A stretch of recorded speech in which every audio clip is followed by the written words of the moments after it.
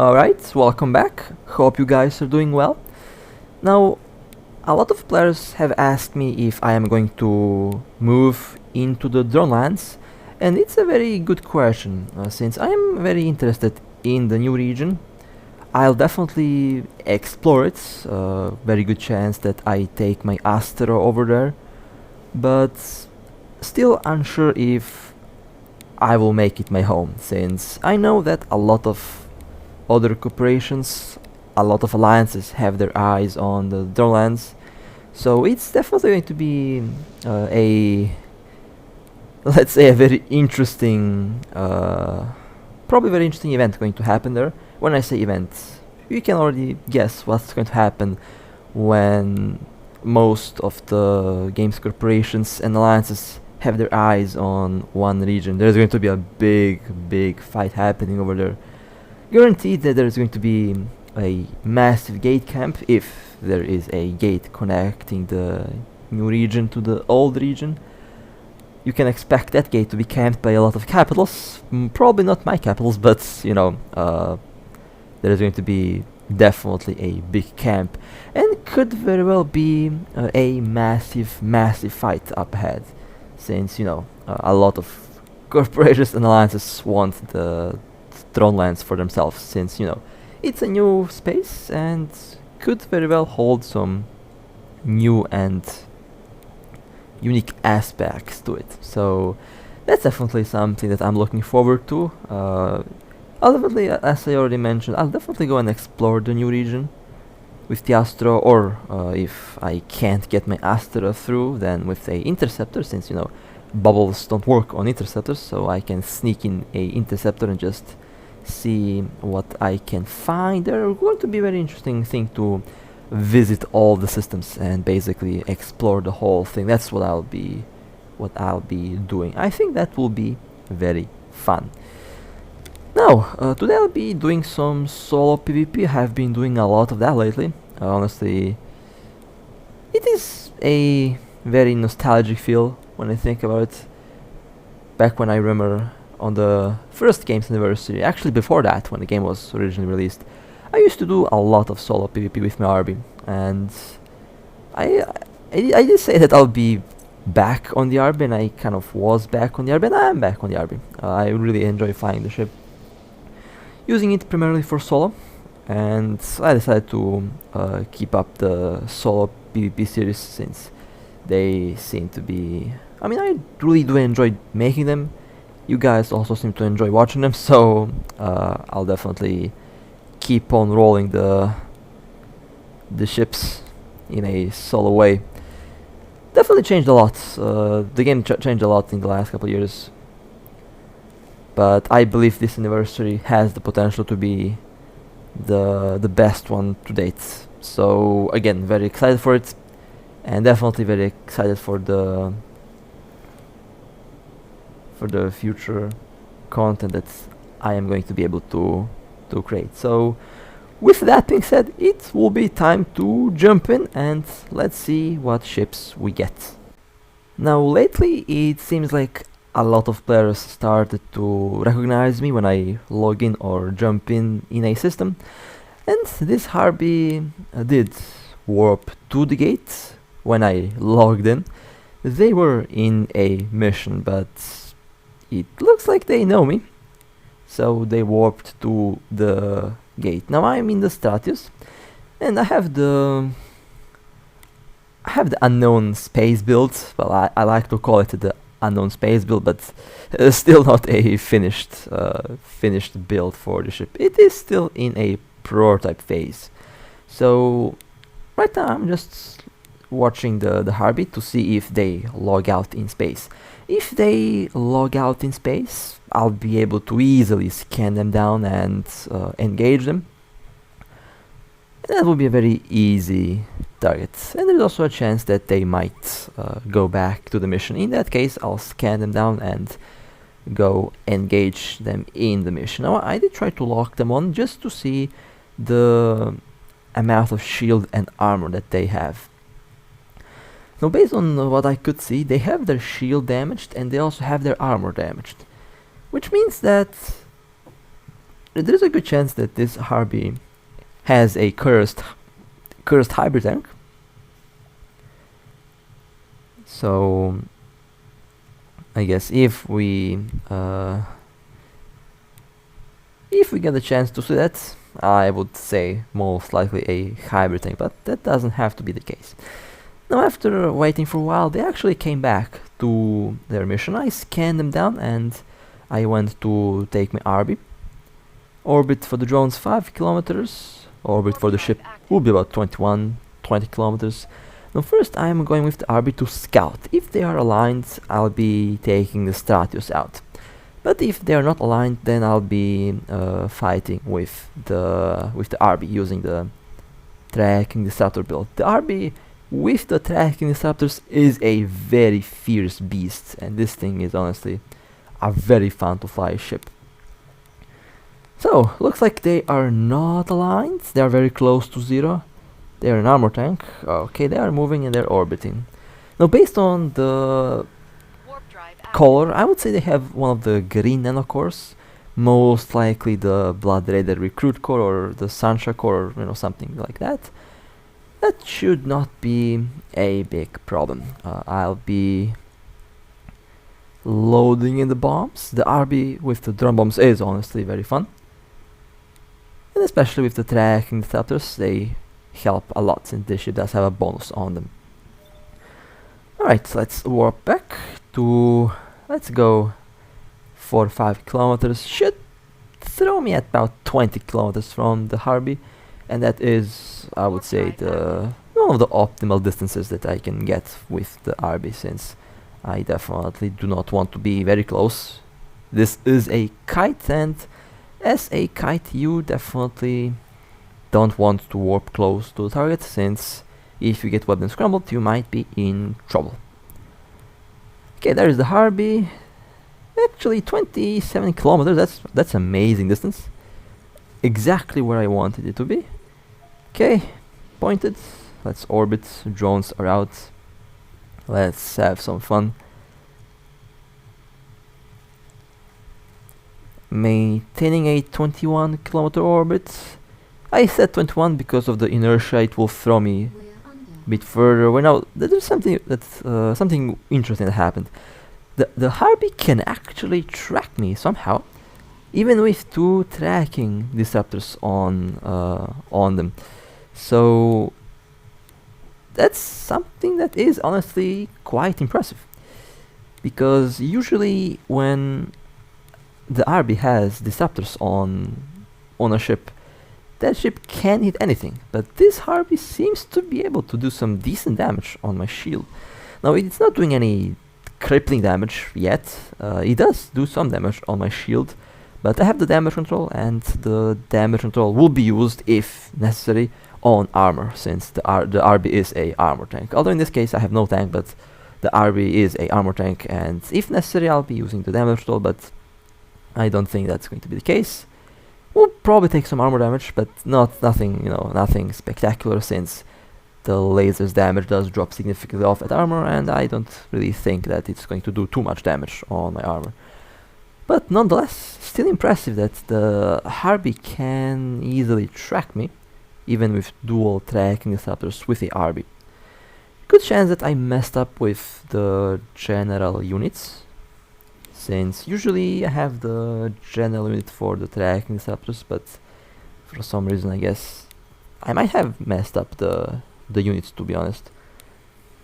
We'll check out the performance of the tracking disruptors once I take a look at their stats. Alright, some decent loot, not gonna complain about that. Let's get the pod and then we can warp out. Oh, okay, there we go. Now let's warp out. So, low shields. Actually impressive that they were able to track me. That doesn't happen that often when I fly the Harby with the tracking disruptors, especially 2 of them. But I guess they might have had good skills. I don't know. In any case, it did not look like a cursed tank, cursed build, since they didn't boost shield. so not really sure what was happening there on the gate. But okay, let's align and let's take a look at the stats. Yeah, I forgot to have the. Actually, no, I didn't forget to have the general unit. They were able to track me, even if I had the general unit for the tracking disruptors. Very interesting. And they had no tracking computers as well. I honestly have no idea what happened there, but nonetheless impressive that the Harby was able to track me and even hit me, since, you know, Harby cripples turrets. Although the Harby does have a very nice bonus on the range, on the lasers, and overall very nice bonus on lasers in general, so not really a big surprise, but still impressive that they were able to track me. Next we have a MOA. I mean the good old Harby again. Now this MOA, that does seem to be a bit different. I had that feeling that they were aware that I'm hunting, but they didn't warp out. They were actually, well, they didn't play like the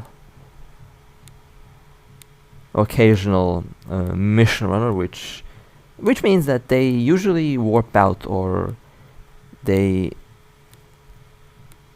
dock when they are aware of a hunter being present in the system.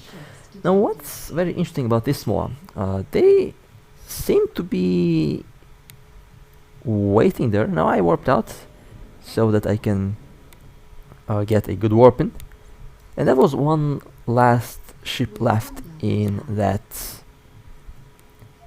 mission. Now could be that the new wave is about to spawn, and I'll definitely take advantage of the new wave spawning in so that I can kind of sneak in and blend in, so that they can't really see, but they seem to have warped out. Now this mission is kind of weird because it is actually extremely close to the base anomaly. Now, as you can see, the base anomaly is about 13 million kilometers from the mission, and that is, when you think about it, that is something that I've never seen before. You can technically travel without the warp drive from the mission to the anomaly. Basically, go to sleep and align your ship towards the anomaly and turn out the macro warp drive. When you wake up, you will be there. That's extremely close, and I've never seen that before. This is the first time that I see a mission be close to an anomaly. So could be that they have seen me. Oh, they're back. Okay. So warping out so that I can get a good warp in, and then we will be engaging the MOA. But again, this is a very unique situation, a unique moment, since I've never had a mission be this close to an anomaly. And this is where one of the tricks that I know can actually be quite beneficial. If you create bookmarks around the same parts where the missions used to be, you might actually have a good bookmark to someone else's mission at one point. So you don't have to scan them down, basically just warp towards them and you will be in their mission. It's very interesting how that works. Now, I did warp in, but my macro warp drive did not want to turn on, and they have warped out. So, let me leave the mission. Not really sure. Sometimes my macro warp drive doesn't want to work, and that's really making me mad sometimes when I click on the macro warp drive and nothing happens. But the MOA is still here, and they are back. So I'll attempt to catch them. They are back in the mission. I'm still there on the timer, since I did have the tracking disruptors on them.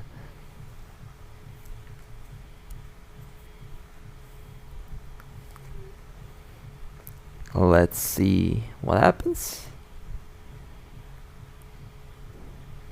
There they are, 36 kilometers. Okay, that's a bit far away.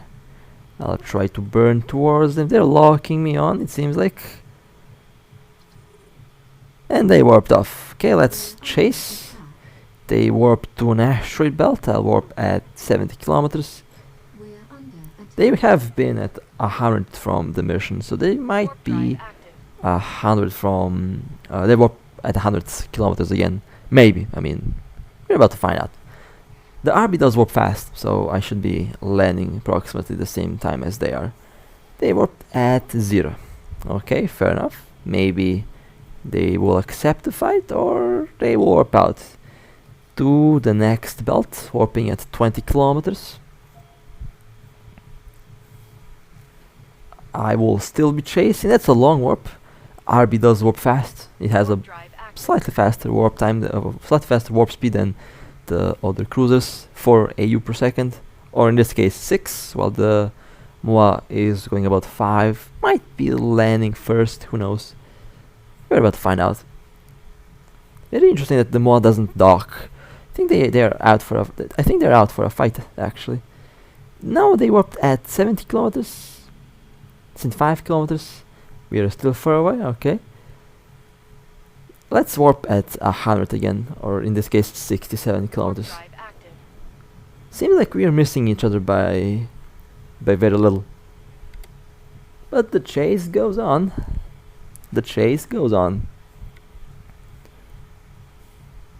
Okay, I am landing. Let's see what distance they are. Oh, they are at 70 kilometers. Perfect. Okay, let's engage. Let's see if they wanna play. I'm fairly sure that they wanna play. They are locking me on. Okay, webbed and scrambled. I have been also webbed. Moa lost shield. Now they are in armor.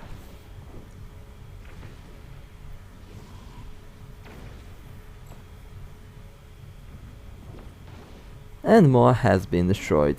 Nice. That was a nice chase.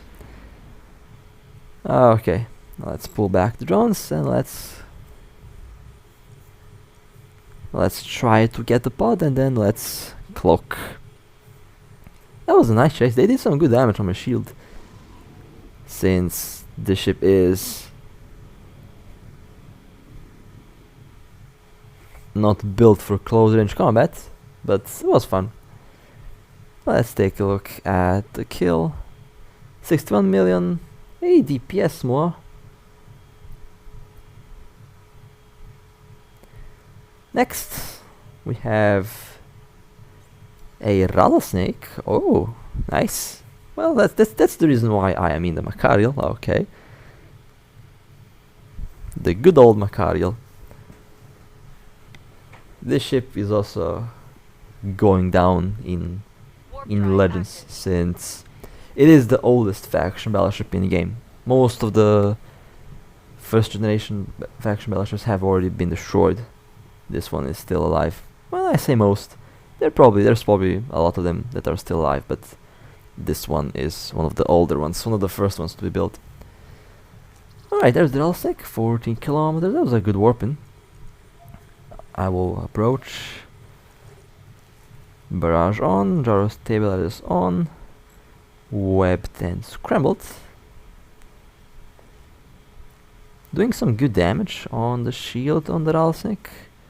Seems to be a DPS build. Okay, that explains why the shield is going down so fast. The Rattlesnake is always kinda hard to destroy, since it does have very nice shield resistances, but it's not a big deal for the good old Macarial.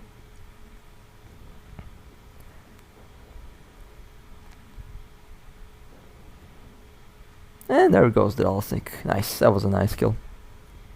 Let's loot. Nice loot, and let's warp out. That was a good catch.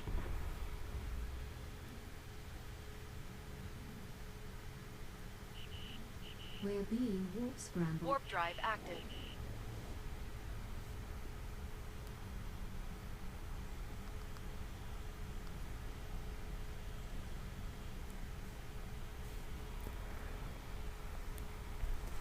did some decent damage on my shield, but this Macarial is a passive armor tank, so the shield isn't that important.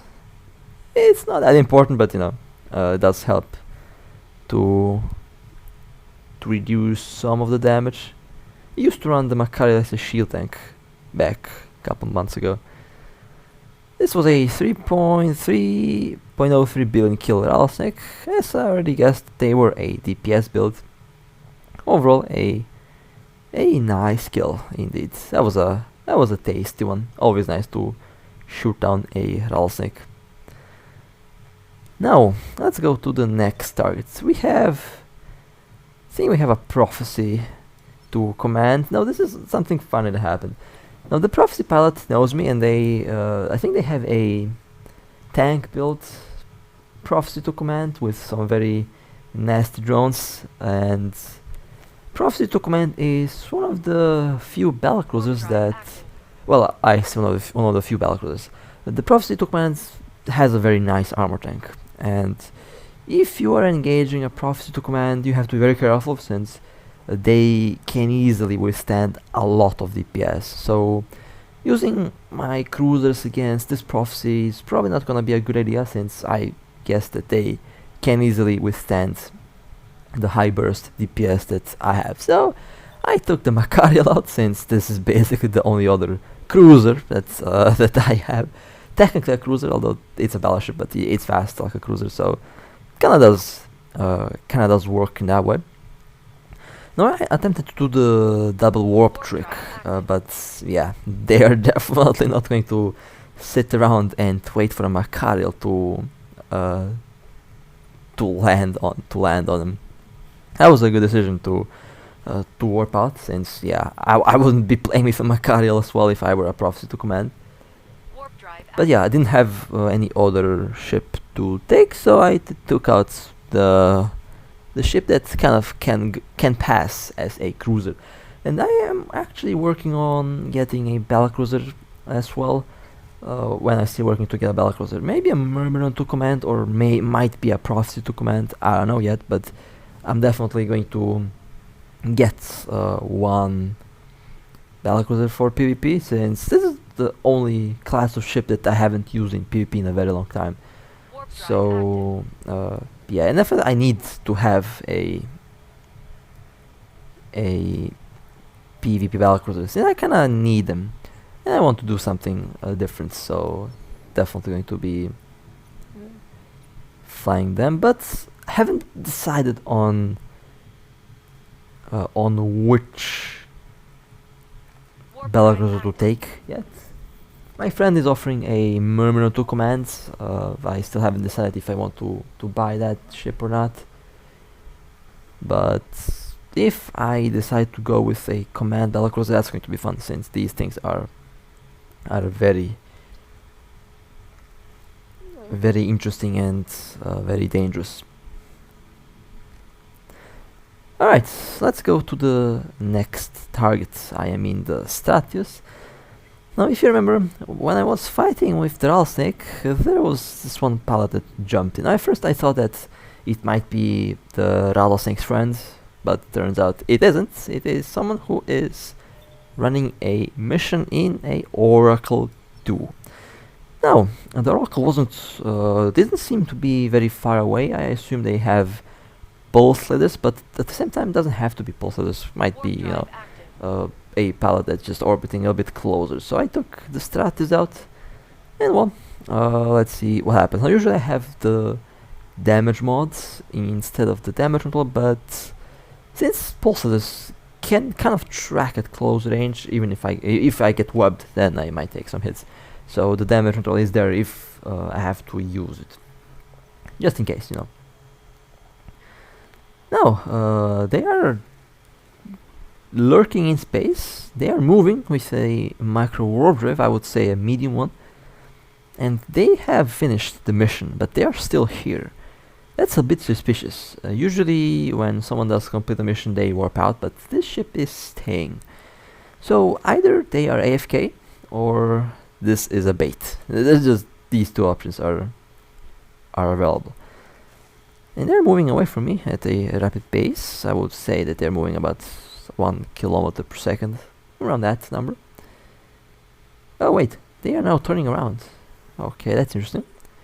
They are turning around, 23, 22 kilometers. At this rate, they are literally flying towards my ship. Not really sure why they're doing that, but be ready to tackle. I clicked on the clocking device, but it did not work again, did not respond to my click. Well, I guess I have to, yeah, let's just tackle. And this is what I'm talking about. Why does the game not respond to my clicks? I have no idea.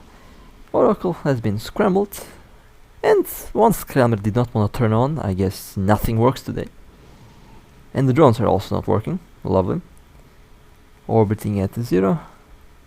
I have turned on all the modules that haven't been working. I have been double webbed, pulling back the drones so that I can load back the bombs again. Bombs loaded, drones out. Oracle in hull.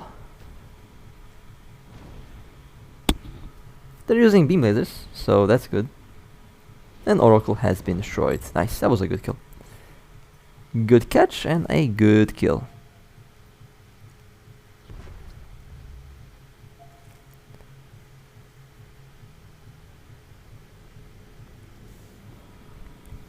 And let's warp out. Or cloak. Warp out and cloak, to be more accurate with the description here. Did not expect to catch that one. Honestly, did not expect to catch that one. But I don't know why they just turned around and flew in my direction. That was weird. That was very weird. Not really sure what happened there. Let's take a look at the kill. 551 million, not bad. A medium micro warp drift, dual webs and a Nosferatu. A classic sniper build. Oh, a message. Well, I expected salt, to be honest. I expected salt.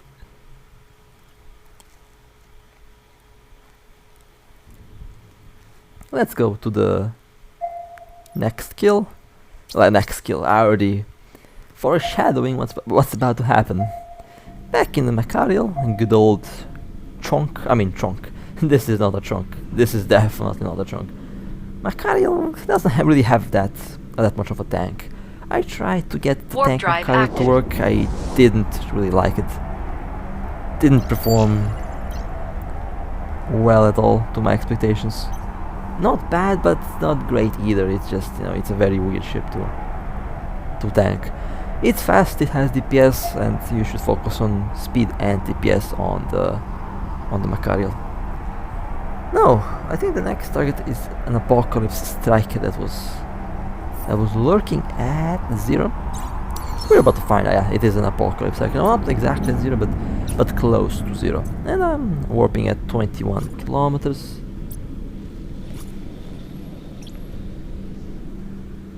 Warp drive active. Armor tank is going to work really well versus lasers, so I'm not going to take too much armor damage, even if they go through my shield. The shield, yeah, ignore the shield. The shield won't do much anyway against lasers, so yeah, having a armor tank versus lasers is always a good idea, and I would say that the better idea actually. Alright, there is the Apocalypse Striker. Let's burn towards 25 kilometers. Going towards them. Now I'm not going to shoot immediately since I did warp a bit further away. And we're under attack. And they are shooting at me first. Well, that's perfect. That works in my favor. Webbed and scrambled. We're under attack. My shield is gone, but that's fine. I am a armor tank after all.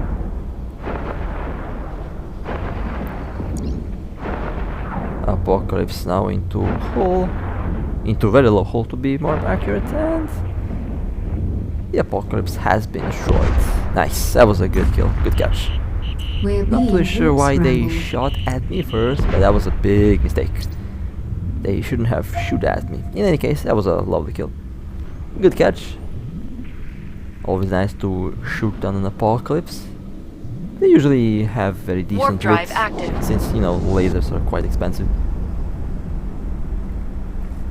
Lasers are quite expensive, so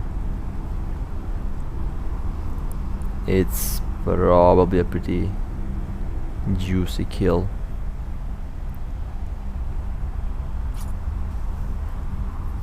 And I have only the normal timer, no criminal timer, which means I can just dock when it's over.